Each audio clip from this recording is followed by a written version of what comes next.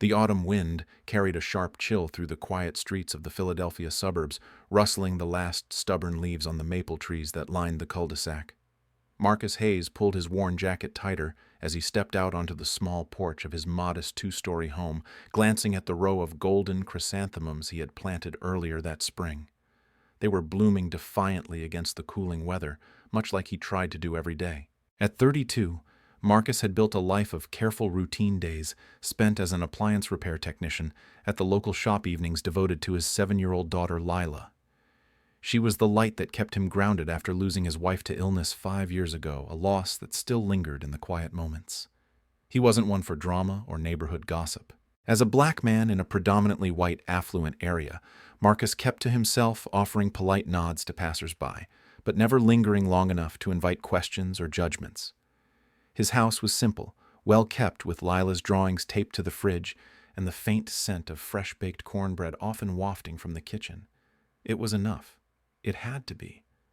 Across the street stood a larger home, all sharp lines and modern glass windows, the kind that screamed success. It belonged to Claire Bennett, the 38-year-old CEO of a rising fintech startup. The media dubbed her the Steel Queen for her ruthless boardroom tactics and unflinching ambition. But to Marcus, she was just the enigmatic neighbor who rarely emerged, driving in and out in her sleek black SUV, always impeccably dressed, always alone. He'd caught glimpses of her over the past year since she'd moved in watering plants at dusk with mechanical precision, or staring out her window late at night silhouetted against the glow of a laptop screen. Their interactions had been minimal, a curt nod here, a brief good morning there. Yet Marcus couldn't ignore the shadows under her eyes, the way her shoulders seemed to carry an invisible weight. Whispers in the neighborhood hinted at her past, a messy divorce splashed across tabloids, and worse, the loss of her young child in a tragic car accident years earlier. It was the kind of pain that didn't need words to be felt. That evening, as Marcus finished bathing Lila and tucked her into bed with a story about brave little explorers, a soft knock echoed through the house. It was late past 8 and unexpected. He wiped his hands on a dish towel, frowning as he approached the door. Peering through the peephole, he felt a jolt of surprise. There stood Claire, her usually perfect hair, slightly disheveled eyes rimmed red as if she'd been crying. She wore a loose gray knit sweater that swallowed her frame, looking smaller, more vulnerable than the powerhouse he knew from afar. Marcus opened the door cautiously. "Evening, Miss Bennett. Everything all right?" She hesitated on the porch light casting soft shadows across her face. The wind tugged at her sweater and she pulled it closer. "Marcus," she said, using his first name for the first time he could recall. Her voice was steady but laced with something fragile. "I'm sorry to bother you so late. Do you have a minute? I don't want to be alone tonight. Actually, there's something I need to ask you. Something strange." He stepped aside, gesturing her in. The warmth of the living room enveloped them, the faint hum of the heater, the lingering scent of Lila's bubble bath. Claire sat on the edge of the couch, hands clasped tightly in her lap, staring at the family photos on the mantel, Marcus and Lila at the park, smiling wide. Marcus offered her tea, busying himself in the kitchen to give her space, but the air felt thick with unspoken tension. When he returned with 2 mugs, Claire took a sip, then set it down untouched. The silence stretched until she finally met his eyes. "This is going to sound insane," she began, her voice barely above a whisper. "But could you help me have a child?" Marcus froze the mug halfway to his lips.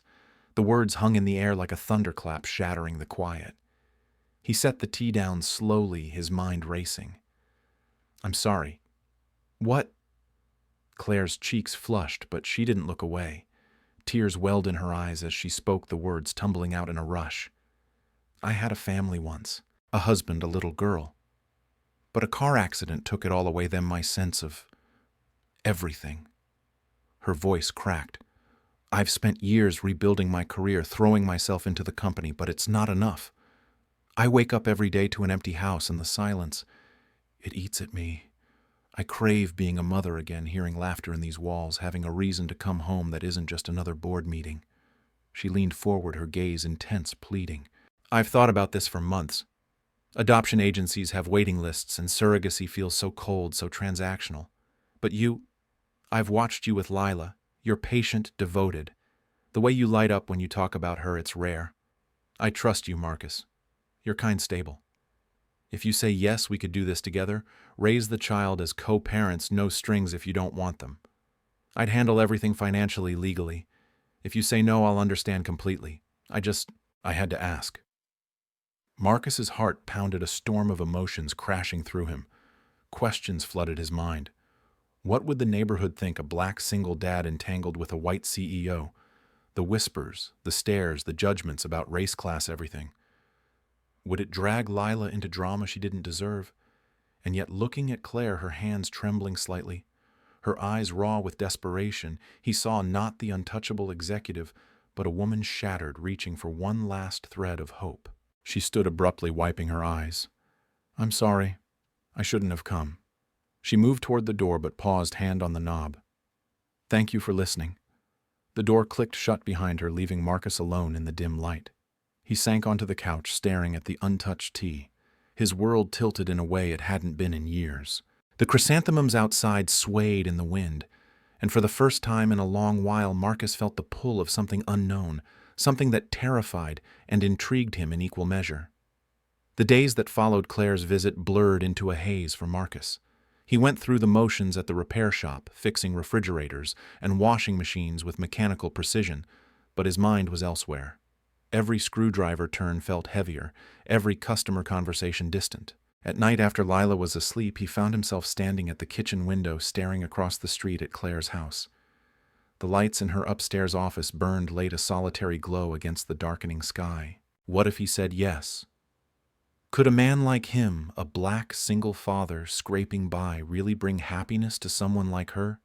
Or would it only invite chaos, judgmental stares from the neighborhood, whispers about motives, the weight of history that always seemed to press harder on people who looked like him? Lila noticed first. His little girl, with her wide, curious eyes and endless questions, climbed onto his lap one evening as he absent-mindedly stirred macaroni on the stove. Daddy, why do you keep looking out the window like that? Are you waiting for someone? Marcus forced a smile, ruffling her curls. Just thinking about work, baby girl. Nothing to worry about. But Lila tilted her head, unconvinced.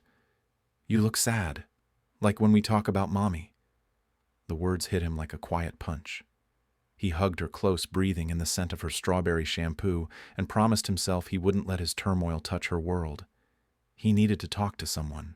The only person he trusted with the raw parts of himself was his older sister Regina, a no-nonsense nurse who had helped him through the darkest days after his wife's death. He drove to her apartment in North Philadelphia the next afternoon, Lila in tow for a playdate with her cousins. While the kids played in the living room, Marcus sat with Regina at the kitchen table, nursing a cup of strong coffee. I don't even know where to start, he said finally, voice low.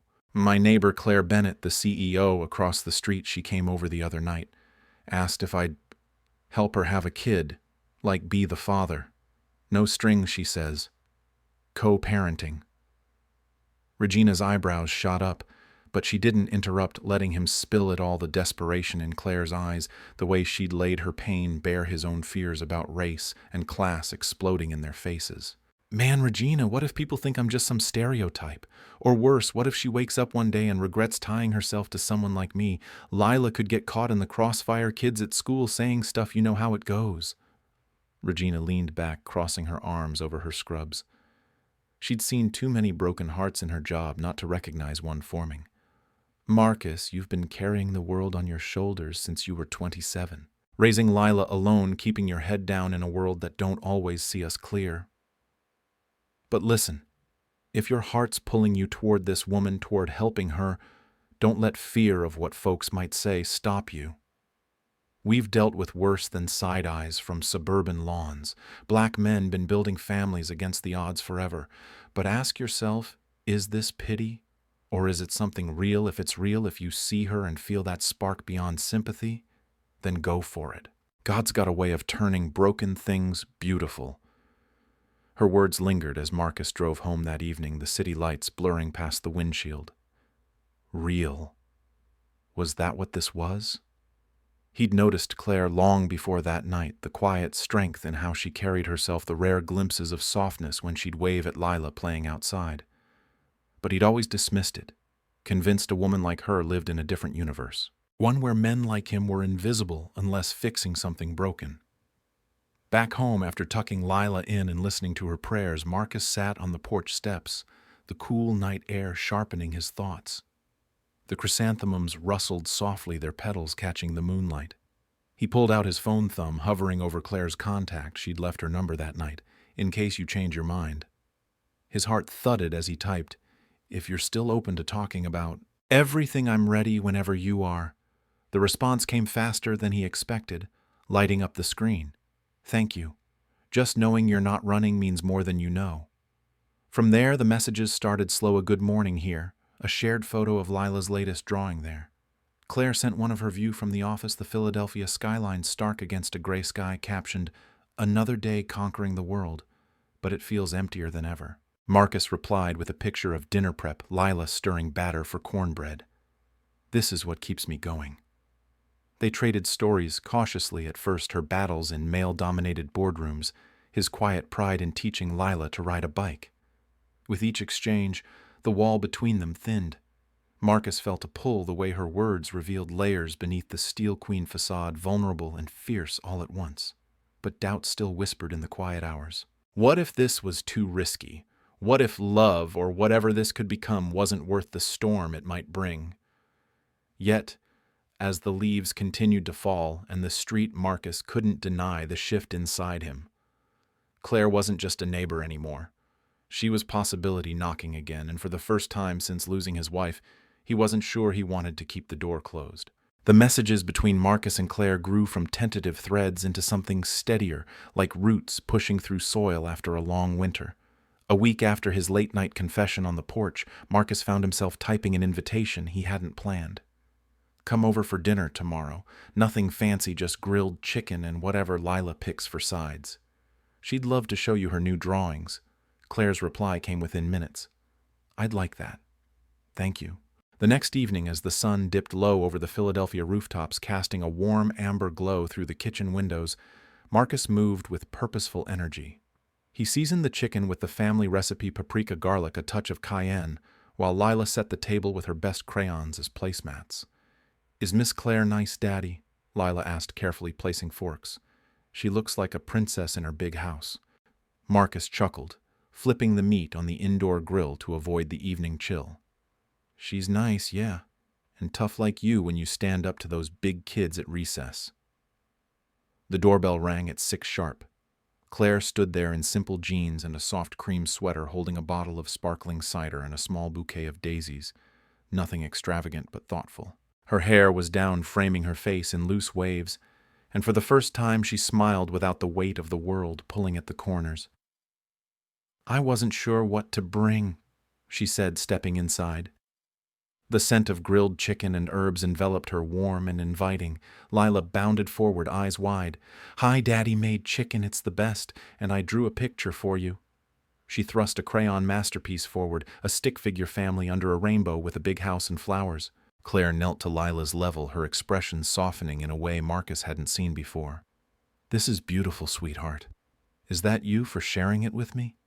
She accepted the drawing like it was priceless, tucking it carefully under her arm.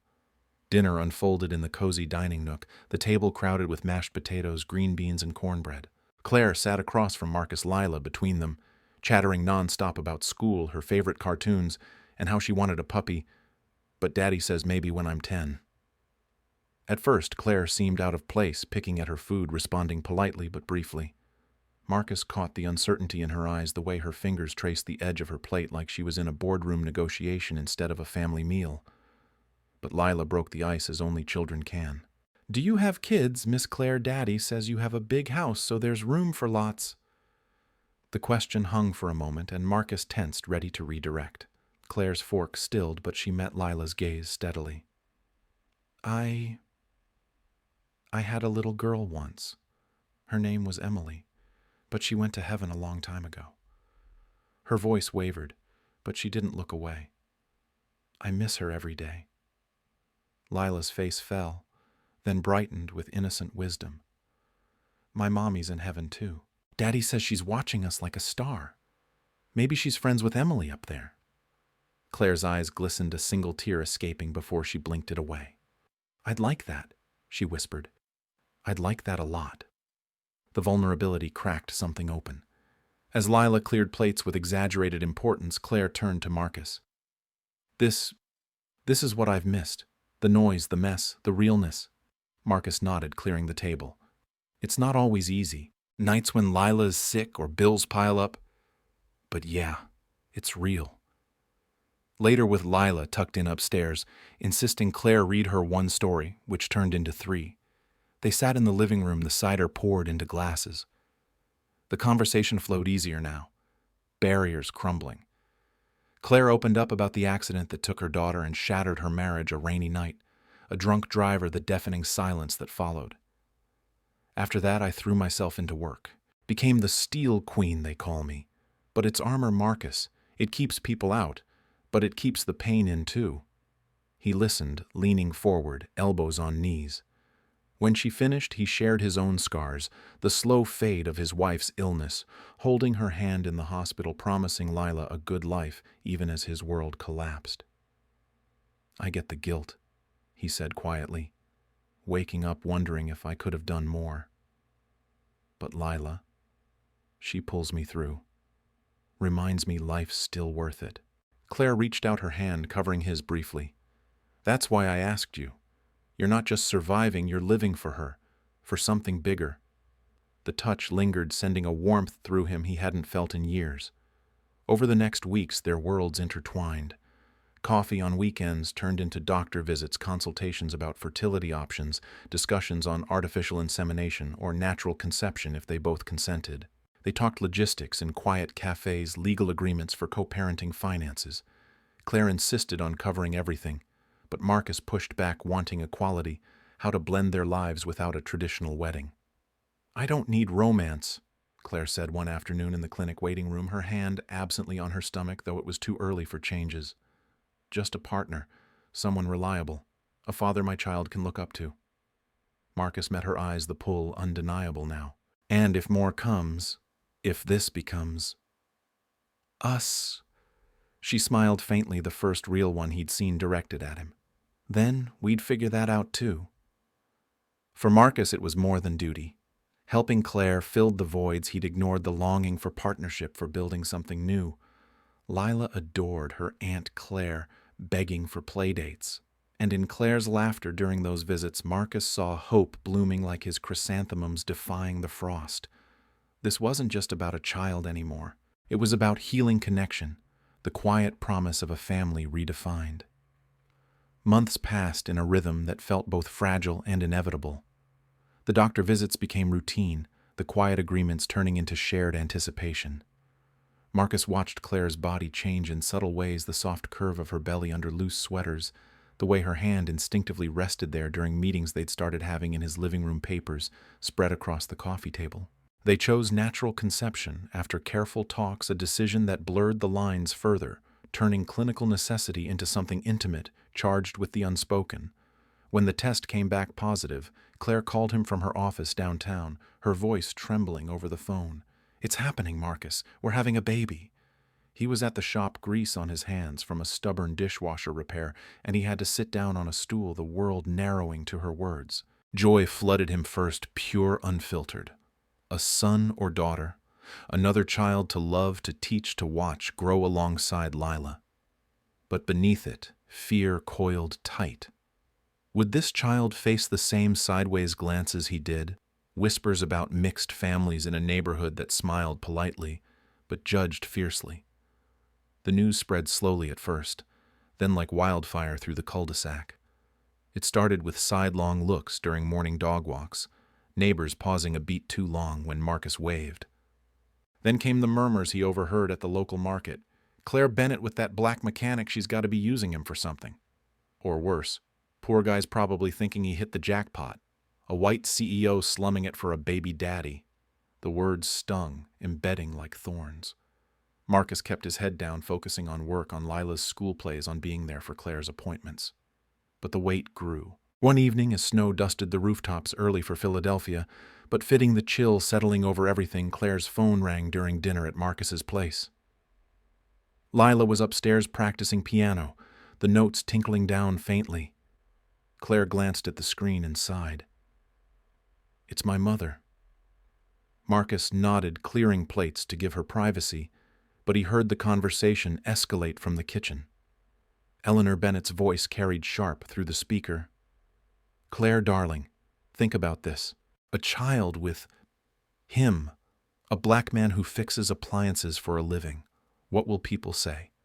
The board, the investors, they'll see it as instability. And frankly, those men don't stick around. They don't know how to build real families." Claire's face hardened, knuckles white on the phone. "You don't know him, Mother. Marcus is more of a father than Dad ever was to me. He's kind, devoted, everything you've never understood." Eleanor's retort was icy. "You're throwing your life away on some fantasy. End it before it's too late." Claire ended the call with shaking hands, slamming the phone down harder than intended. Tears streamed down her face as she sank into a chair. Marcus knelt beside her, taking her hands. "Hey, breathe. She's wrong."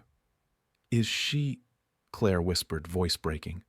"The things people are saying, I hear them too.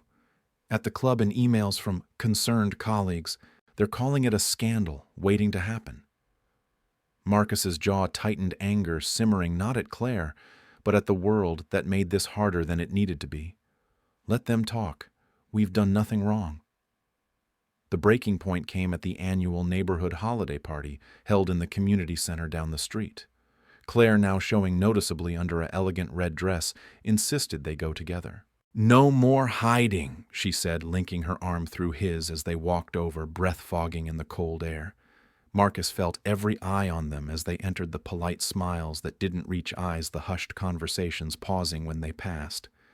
Halfway through the evening, amid forced small talk and mulled wine, a former friend of Claire's, a polished woman named Victoria, cornered them near the dessert table. "Claire, honey, are the rumors true? You're with him?" Her gaze flicked to Marcus dismissively. "I mean, he's charming in that working-class way, but a baby.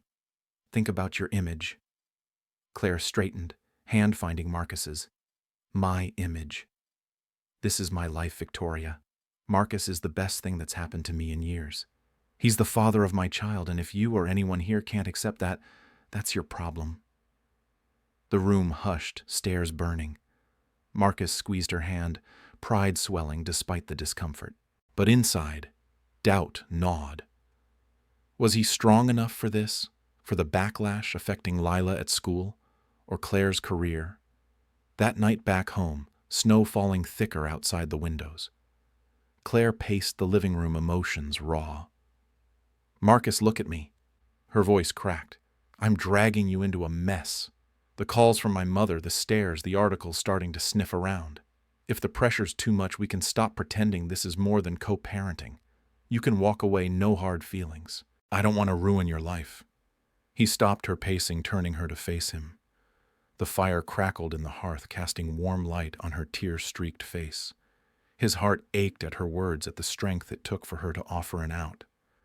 "Claire," he said softly, cupping her face, "you think this is ruining my life. You've given me hope I thought was gone forever. Yeah, the world's loud and ugly sometimes. People gonna judge because that's what they do. But I don't care about them." Tears spilled as she searched his eyes. "Then what do you care about?"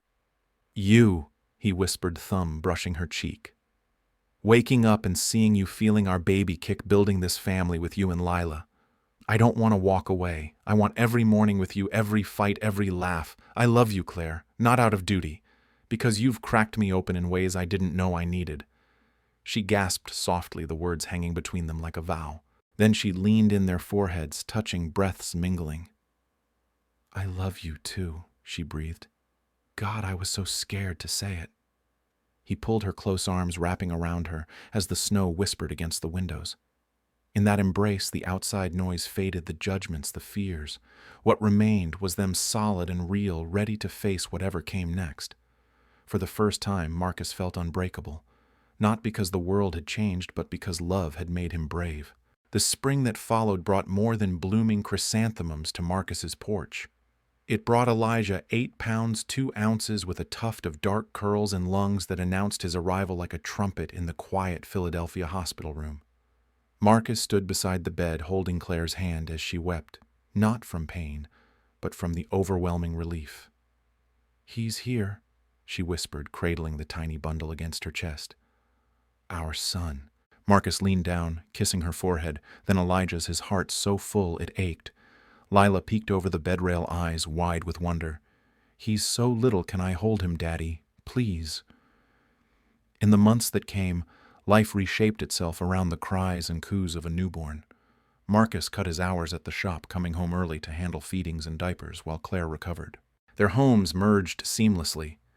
Claire sold her sprawling mansion across the street, moving into Marcus's cozy space because, as she said, "This feels like home now. Your flowers, Lila's drawings on the fridge. Us." The kitchen filled with new rhythms, bottles warming on the stove, Lila's laughter mixing with Elijah's gurgles as Marcus bounced him on his knee after dinner. At first, the neighborhood watched warily. Whispers lingered from the holiday party fallout, sideways glances during block walks, polite but strained hellos at the mailbox. Some families crossed the street when Marcus pushed the stroller with both kids. But time and Marcus's quiet devotion wore down the edges. Neighbors saw him in the yard at dawn tending the chrysanthemums that now spilled over into a shared garden with vegetables for family meals. They heard the barbecue smoke rising on weekends, smelled the grilled chicken and cornbread wafting as he hosted impromptu playdates for Lila and her friends. One by one, invitations came a casserole from Mrs. Harlan next door. For the new parents, a playdate offer from the family with twins down the block. Claire thrived in ways she hadn't imagined. Maternity leave stretched longer than planned, her company thriving under a trusted team, while she rediscovered mornings without rush nursing Elijah in the sunlit nursery, watching Marcus bringing coffee and stealing kisses. The scars of her past faded. Emily's photo still hung on the wall, but now beside new ones, Elijah's first smile, Lila holding her brother like a treasure. "I feel whole again," Claire confessed one afternoon, rocking on the porch as the kids napped inside. "Like the pieces I lost, you've helped me find new ones." Marcus pulled her close, his arm around her shoulders. "We're building something better, stronger." Lila embraced her role as big sister, fiercely reading stories to Elijah in exaggerated voices, helping with baths, declaring him the best baby ever. The house echoed with life, the patter of feet, the scent of fresh-baked apple pie on Sundays, the warmth of blankets piled during movie nights. One late summer evening, as fireflies danced in the yard and the chrysanthemums bloomed fuller than ever, Claire and Marcus sat on the porch steps. Elijah slept inside. The air was thick with jasmine from the new vines they'd planted together. Claire leaned against him, head on his shoulder. "Do you ever think about that night?" she asked softly. "If I hadn't knocked on your door, would you still be living quietly, just you and Lila?" Marcus turned to her, tracing her face in the twilight. The woman who had once been armored in isolation now glowed with contentment. He pulled her closer, voice low and sure.